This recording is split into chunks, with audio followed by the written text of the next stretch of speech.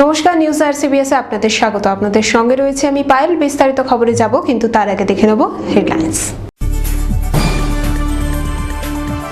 Save drive save life কর্মসূচিতে আটকা পড়লেন স্বয়ং পঞ্চায়েত সমিতির সভাপতি। প্রশাসনের উদ্যোগকে সাধুবাদ জানালেন তিনি। পুলিশি হস্তক্ষেপের কারণে হেলমেট কেনার ভিড় জেলা জুড়ে।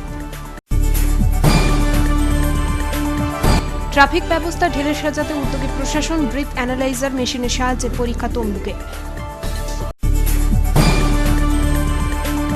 ময়নায় পথ দুর্ঘটনা, ট্রেকারের ধাক্কায় ভাঙল দোকান, আহত 2। বিশ্ব জনসংখ্যা দিবসে স্যানিটারি ন্যাপকিন বিলি করা হলো পড়ুয়াদের মধ্যে। ইনভেস্টিং ইন টিনেজ গার্লস থিমের উদ্যোগ। প্রাথমিক বিদ্যালয়ের প্রধান শিক্ষককে মারধরের অভিযোগ শাসক দলের দিকে। জেলা হাসপাতালে চালু হতে চলেছে কেমোথেরাপি ইউনিট, জানালেন জেলা শাসক। গলায় দড়ির ফাঁস লাগিয়ে আত্মঘাতী গৃহবধূ, পারিবারিক অশান্তির জেরে আত্মহত্যা, দাবি মৃতার দাদার। আসছে বিস্তারিত খবরে। ঘোষণা করা হয়েছিল সেভ ড্রাইভ সেভ লাইফ কর্মসূচিতে ছাড় পাবেন না সরকারি কর্মচারীরাও। তবে জেলায় ছাড় পেলেন না পঞ্চায়েত সমিতির সভাপতিও। রবিবার নিমতৌড়ির এক সভা থেকে ফেরার সময় মাথায় হেলমেট না থাকার কারণে রাস্তায় আটকালো পুলিশ প্রশাসন। সেভ ড্রাইভ সেভ লাইফ কর্মসূচিতে সরকারি কর্মচারীদেরও মাফ করা হবে না, এমনটাই জানিয়েছিলেন মুখ্যমন্ত্রী মমতা বন্দ্যোপাধ্যায়। রবিবার জেলা জুড়ে কর্মসূচি চালানো হয় জেলা পুলিশের তরফ থেকে। এদিনই পুলিশের কড়া ব্যবস্থার মধ্যে পড়লেন তমলুক পঞ্চায়েত সমিতির সভাপতি দুর্গা বর্মনও। নিমতৌড়ির এক সভা থেকে ফিরছিলেন তিনি, জানতেন না পুলিশি অভিযানের কথা। মাথায় হেলমেট না থাকার কারণেই বাইকের চাবিও কেড়ে নেওয়া হয়। তবে প্রশাসনের এই উদ্যোগকে সাধুবাদ জানালেন তিনি। নিমতৌড়িতে সিসিটিভি বর্ধিত মিটিংয়ে গিয়েছিলাম, তো ওখান থেকে আসার সময় দেখলাম যে ট্রাফিকরা মোটরসাইকেল একটা করে নিচ্ছে, এখানে সব সার্কেল সার্ভিসে দাঁড় করে দিচ্ছে। যখন জিজ্ঞেস করলাম কী কারণ, কোনো কারণ না দেখে ওনারা তার চাবি নিয়ে এখানে দাঁড় করে দিচ্ছেন। পরে জানতে পারলাম হয়তো কেউ হেলমেট পরেনি, কেউ বা বুট পরেনি, বা কারোর হয়তো কাগজ নেই, তাই জন্য দাঁড় করে দিয়েছেন। তবে আমার মনে হয় এটা একটা খুব ভালো উদ্যোগ, এটাকে আমি অকুণ্ঠ সাধুবাদ জানাই। তবে এই প্রয়াসটা যেন সব দিনের জন্য থাকে। কেউ 800 টাকা দিয়ে 150 টাকা দিয়ে সিভিকদের হাতে দিয়ে দিল এবং সেখানে ওনারা ছাড় করে দিলেন, এই জিনিসগুলো যেন না হয়। এই সতর্কতাটা এবং এই সাবধানতা, এই যে এটা সব দিনের জন্য থাকে এবং সবার জন্য থাকে। জাহাঙ্গীর বাদশাহ রিপোর্ট, নিউজ আরসিবিএস। হেলমেট ছাড়া মোটরবাইক চালানো যাবে না। প্রশাসনের এই উদ্যোগের ফলে জেলা জুড়ে হেলমেট কেনার ভিড় চোখে পড়ল বিভিন্ন প্রান্তে। হেলমেটের যোগান দিতে হিমশিম খাচ্ছেন এখন বিক্রেতারা। সম্প্রতি মুখ্যমন্ত্রী ঘোষণা করেছেন হেলমেট ছাড়া মোটরবাইক চালানো যাবে না, এমনকি হেলমেট ছাড়া পেট্রোল পাম্পে মিলবে না জ্বালানিও। সারা রাজ্যের সঙ্গে জেলাতেও সেভ ড্রাইভ সেভ লাইফ প্রচার করে পথে নেমেছে পুলিশ। রবিবার জেলা জুড়ে অভিযান চালানো হয়। 534টি মোটরবাইক চালককে জরিমানা সহ বাইক আটকও করা হয়।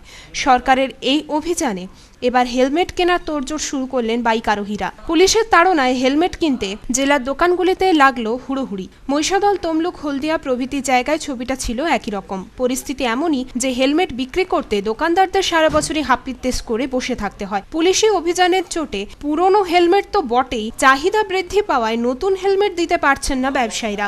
অন্যদিকে হঠাৎ করে চাহিদা বৃদ্ধি পাওয়ায় বিক্রেতারা হেলমেটের দাম বাড়িয়ে দিয়েছেন, এমনও অভিযোগ তুলেছেন আরোহীরা।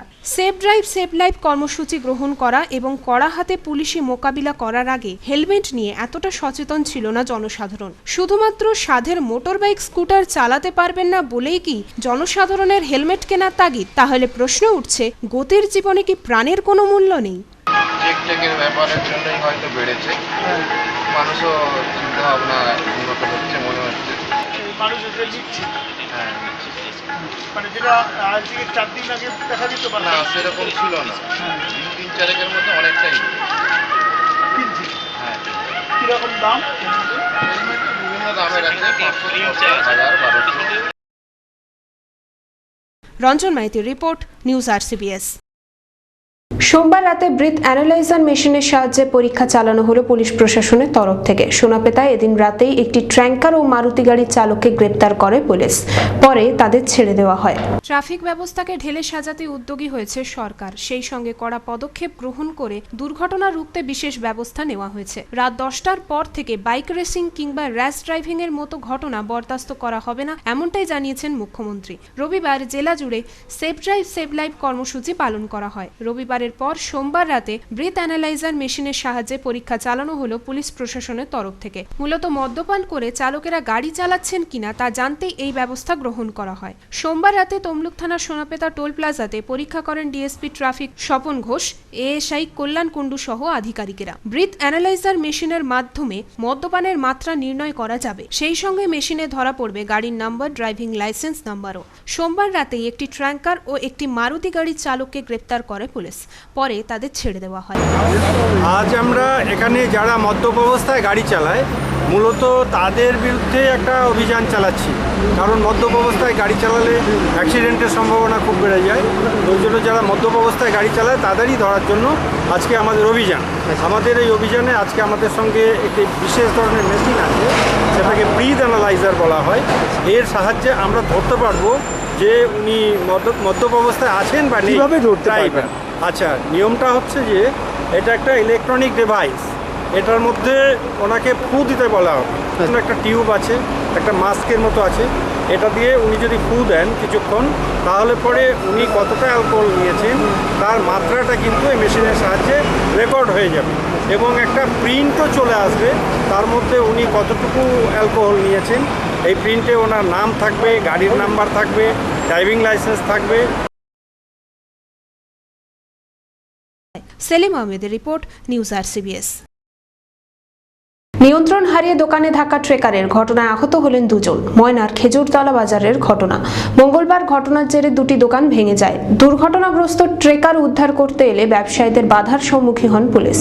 নিয়ন্ত্রণ হারিয়ে দুটি দোকান ভেঙে ঢুকে গেল ট্রেকার। মঙ্গলবার ভোরবেলা 5:30 নাগাদ ঘটনাটি ঘটেছে ময়নার খেজুরতলা বাজারে। ঘটনায় আহত হয়েছেন দুজন। আহতদের তমলুক জেলা হাসপাতালে চিকিৎসার জন্য পাঠানো হয়। স্থানীয় সূত্রের খবর, এদিন রামচন্দ্রপুর তমলুক রুটের একটি ট্রেকার দ্রুতগতিতে তমলুকের দিকে আসছিল। স্থানীয় বাসিন্দাদের অভিযোগ, চালক ছিলেন না গাড়িতে, গাড়ি চালাচ্ছিলেন গাড়ির হেলপার অথবা মালিক। গাড়িতে 10 থেকে 12 জন যাত্রী ছিলেন। হঠাৎই সেটি নিয়ন্ত্রণ হারিয়ে গিয়ে দুটি দোকানে গিয়ে ধাক্কা মারে। যাত্রীদের সামান্য আঘাত লাগলেও রাস্তার ধারে দাঁড়িয়ে থাকা দুই বাইক আরোহী জখম হন। তাদেরকে তমলুক জেলা হাসপাতালে পাঠানো হয়। অন্যদিকে ময়না থানার পুলিশ দুর্ঘটনার পর ট্রেকার উদ্ধার করতে গেলে তাদেরকে বাধা দেওয়া হয়। ঘটনাটা আপনার ঘটেছিল 5:30টার দিকে। ঘটনা, আমি এইখানে দাঁড়িয়ে চা খেয়েছিলাম, তো তারপরে দেখলাম কি ট্রেকার আছে, এটা স্পিডে ছিল। আগে একটু ওই কাপড়ের দিক দোকানের দিকে একটু মোড় খেয়ে গেছে, তারপর আবার ব্রেক করে এলো। তো এই দোকানে দাদা, এই যে কাপড়ের দোকানটা আছে, উনি এই সাইডে মোটরসাইকেল নিয়ে আস্তে আস্তে যাচ্ছিল। তারপরে হঠাৎ গাড়িটা একবারে ব্যাক করে এসে ওই দিক থাকতে একটু ভেঙে ওই দিকে ঢুকে গেল। তারপরে দাদাকে তোলা হলো, জলটা দেওয়া হলো। আদৌ ড্রাইভারই জানে না কিছু না। সকাল সকাল রাস্তা ফাঁকা ছিল, বিরাট অঘটন। খেজুরতলা যেহেতু একটা বিরাট, এখানে মানুষ যাতায়াত করে এবং এখানে বাজার করে। এই অবস্থায় নতুন লোক, তার লাইসেন্স আছে কি না জানি না, সে আদৌ জানে না। এইভাবে অ্যাক্সিডেন্ট, দুটো লোক ইনজোর্ড হয়েছে। প্রশাসন এখন গাড়ি তুলতে এসছে। আমরা ব্যবসায়ী সমিতি পক্ষ থেকে আমরা দাবি রাখবো, আগে ফায়সালা হোক, তারপর গাড়ি তোলা হবে। অসিত বেরাও, যাদব বেরা রিপোর্ট, নিউজ RCBS। স্বাস্থ্যবিধি মেনে চলতে বিশ্ব জনসংখ্যা দিবসে স্যানিটারি ন্যাপকিন বিলি করা হলো জেলার কয়েকটি স্কুলে। চণ্ডীপুরে উপস্থিত ছিলেন জেলাশাসক রশ্মি কমল সহ বিশিষ্টরা। অন্যদিকে খেজুরের একটি স্কুলে স্যানিটারি ন্যাপকিনের পাশাপাশি সাইকেল বিলি করা হয়। Investing in teenage girls থিমে পূর্ব মেদিনীপুরের 5টি স্কুল ছাত্রীদের স্যানিটারি ন্যাপকিন বিতরণ করা হলো। চণ্ডীপুরের কালিকাখালী শারদেশ্বরী বালিকা বিদ্যা মন্দিরে আয়োজিত অনুষ্ঠানে উপস্থিত ছিলেন জেলাশাসক রশ্মি কমল, বিধায়ক অমিয় কান্তি ভট্টাচার্য সহ বিশিষ্টরা। প্রায় 500 জন ছাত্রীর হাতে স্যানিটারি ন্যাপকিন তুলে দেওয়া হয়। সাংস্কৃতিক অনুষ্ঠান পরিবেশন করেন ছাত্রীরা। স্বচ্ছতা ও স্বাস্থ্যবিধান সম্পর্কে আলোচনা করেন জেলাশাসক রশ্মি কমল। পূর্ব মেদিনীপুর জেলা অচিরেই নির্মল হবে এমনই আশা প্রকাশ করেন তিনি।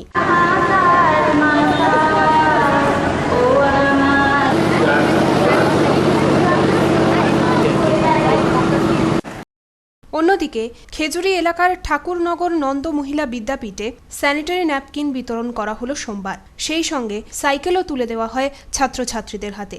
উপস্থিত ছিলেন বিশিষ্টরা। আমাদের আজকে এই স্কুলে বিশ্ব জনসংখ্যা দিবস উপলক্ষে অনুষ্ঠান হলো। বিশ্ব জনসংখ্যা দিবস উপলক্ষে থিম ছিল investing in teenage girls সম্পর্কে, যে 13 থেকে 19 বছরের মেয়েদের শারীরিক, সামাজিক, মানসিক দিক থেকে উন্নয়ন কিভাবে করতে হবে, তাদেরকে কিভাবে থাকতে হবে সতর্ক করা হলো। এবং প্রত্যেক মেয়েদেরকে হেলথের ডিপার্টমেন্ট থেকে আমাদের প্রত্যেক মেয়েকে ন্যাপকিন দেওয়া হয়েছে এবং সমগ্র অনুষ্ঠানটি মোটামুটি ভালোই হয়েছে। এই অনুষ্ঠানে আমাদের সভাধিপতি মধুরিমা মণ্ডল, আমাদের যারা মাধ্যমিক পরীক্ষা দিয়ে চলে গেছে তাদের সাইকেলটা বাকি ছিল, দেওয়া হয়নি, তাদের সাইকেল দেওয়া হলো 48 জনকে। Bureau report, news RCBS। প্রাথমিক বিদ্যালয়ের প্রধান শিক্ষককে স্কুলে যাওয়ার পথে মারধরের অভিযোগ উঠল শাসক দলের বিরুদ্ধে। প্রধান শিক্ষকের নাম গোবিন্দ গোপাল দাস। কাঁথির 1 নম্বর ব্লকের রসুলপুর প্রাথমিক বিদ্যালয়ের প্রধান শিক্ষক তিনি।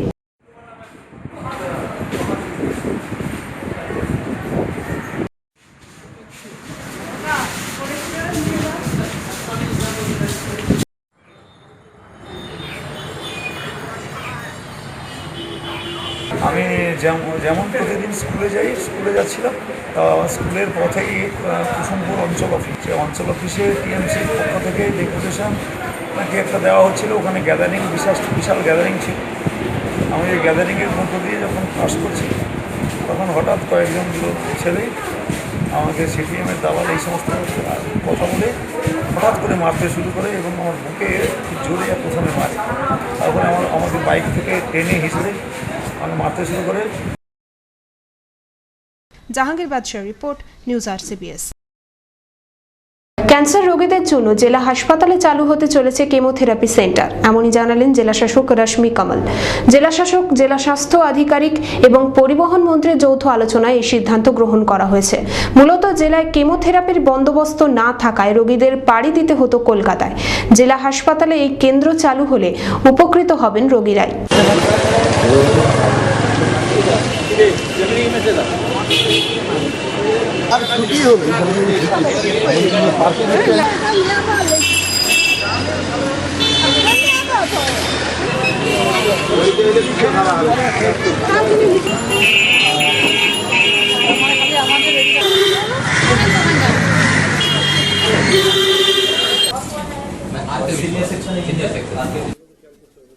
না, কিমোথেরাপি এটা প্রসেস আমরা সিএমও আর আমি কথা করেছি, আমরা দুজন মিলে এটা আমরা খুব শীঘ্রই চালু করব।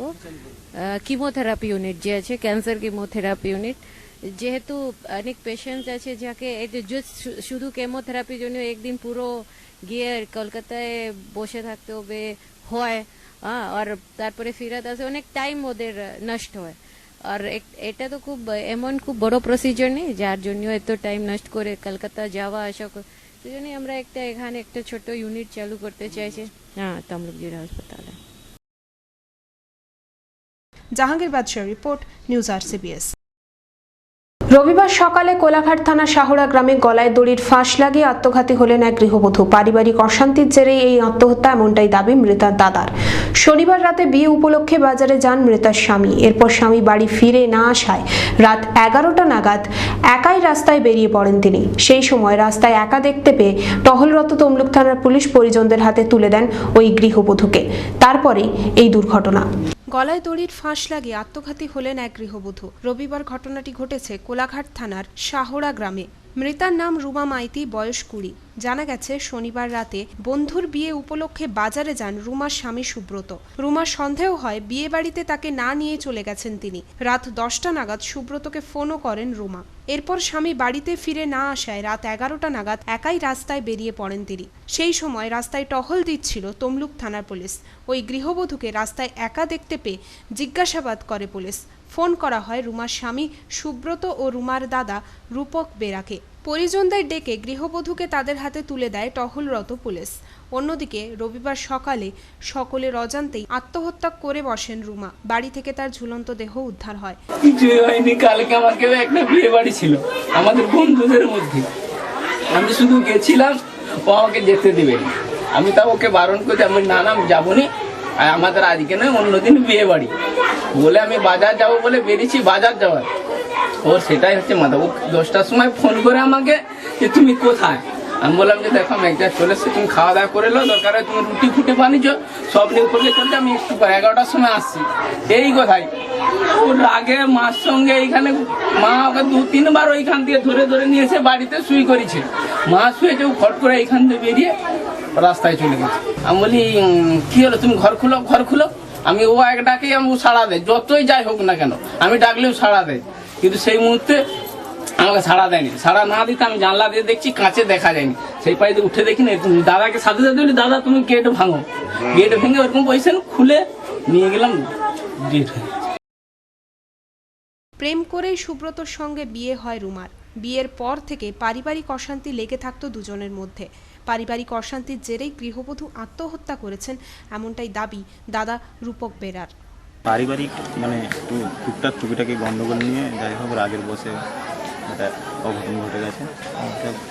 চলে গেছিলো বলতে দাদাবু একটু মানে বিয়ে বাড়িতে একটা গিয়েছিল, ওদের এবার ওই বিয়ে বাড়িতে যাওয়া নিয়ে একটু হালকা গন্ডগোল, যাই হোক এবার টুকটাক ড্রিঙ্ক করে এই নিয়েও গন্ডগোল নিজেদের মধ্যে, ঠিক আছে, আমাদেরকে বলেন, এবার টুকটাক হয় অতটা কিছু।